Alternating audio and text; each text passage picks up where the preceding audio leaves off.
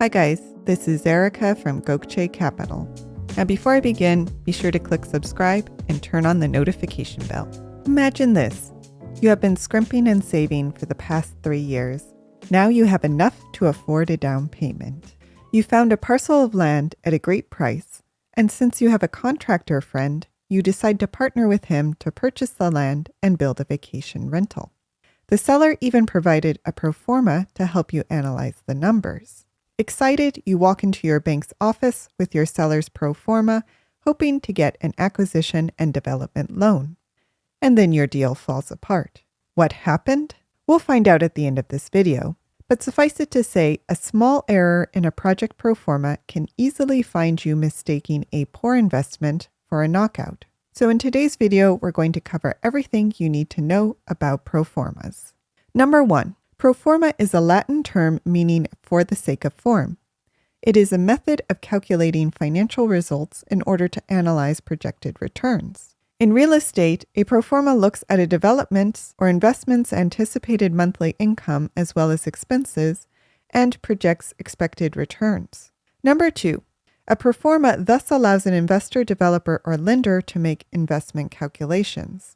These calculations, including the return on investment, cap rate, or cash-on-cash return, help the developer or investor analyze the risk profile of the project in order to determine if it makes sense. Number 3, a pro forma is most often used in the following scenarios: when buying commercial property, when seeking financing for a development project, or when buying an investment property with monthly cash flow, like a rental property. Number 4, a pro forma requires making a number of assumptions about a project's projected income and expenses, including, but not limited to, projected rents, vacancy rates, annual repair costs, management fees, utilities, leasing fees, legal fees, insurance costs, annual reserve contributions, taxes, mortgage payments, inflation, and the growth in expenses over time. So let's look at an example. Now, I didn't want to use any proprietary models, so this is a sample pro forma from the HUD Exchange, and it's for the development of a single-family home that will be rented. In this scenario, we have 3 tabs. The first is the Development tab, which analyzes all of the costs associated with development, including the acquisition cost for the land, construction hard costs, and all ancillary soft costs, such as architect fees, building permits, surveys, and a title search. Now, this tab will tell you your projected total development cost, but then you'll need to analyze how much debt the project can support, which leads us to the Operating tab. And this makes assumptions about the income and expenses of the project once it is stabilized. This includes assumptions about annual rents, along with an assumed vacancy rate to give you the project's gross effective income, and then assumptions about all annual expenses, including administrative expenses, maintenance expenses, such as repairs, operating expenses, such as utility payments, and taxes and insurance. Taken all together, the projected income minus the projected expenses will get you your net operating income, from which you will subtract replacement reserves to get the projected cash flow that could go towards supporting a loan. From here, you'll have some financing assumptions, such as the loan term and interest rate. And using these assumptions, you can calculate how large of a loan your projected cash flow can support. Finally, you have a third tab, which is a 20-year cash flow projection. Now, this takes your assumed income expenses and projects them out over 20 years, so you can look at your potential returns. Here, you'll make an assumption about annual income growth and annual expense growth. Number 6. Because a pro forma includes a lot of assumptions, it is very easy to make mistakes, and here are some of the common ones: underestimating vacancy rates or not including them altogether, overestimating rental income growth over time.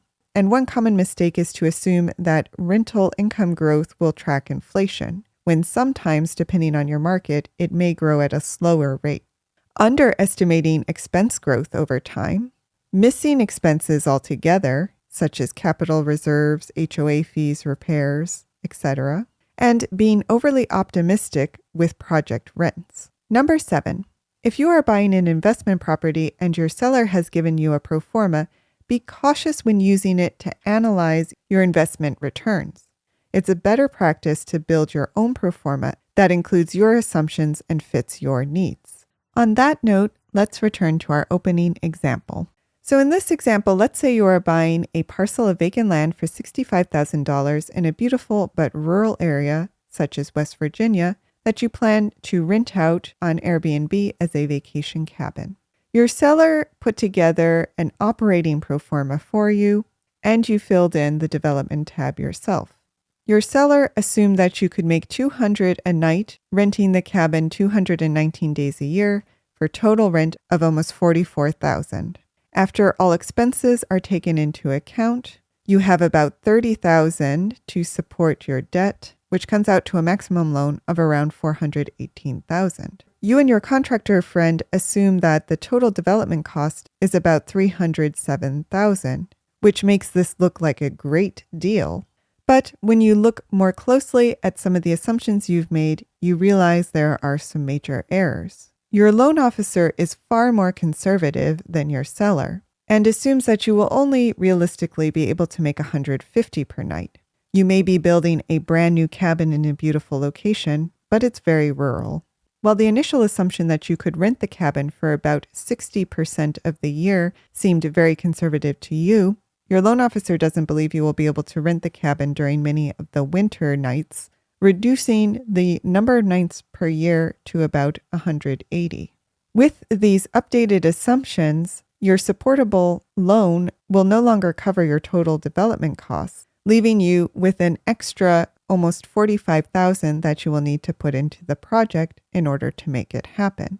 Even worse, now that you are looking at the project with a fine-tooth comb, your contractor friend says, well, I may have been overly optimistic on the price per square foot to construct this building, and he ups it by about $10 per square foot. Now your gap is closer to $60,000. And so you can see in this way, if you are not careful with your assumptions, a project that looks like a knockout suddenly becomes not so great. And this is why you should be very, very careful about pro formas, build your own, and use conservative assumptions. But do you have any stories about developing pro formas or pro forma mistakes? Let us know in the comments. Did you like this video? You're going to love our Gokce Land Due Diligence program. We'll make you a land due diligence expert in just 7 days. Check it out at gokcecapital.com/glad. And while you're at our website, don't forget to explore our $1 down listings at gokcecapital.com/listings. Finally, don't hesitate to reach out. You can email, call, or text, and we will respond as soon as possible. So thank you for listening, and more to come.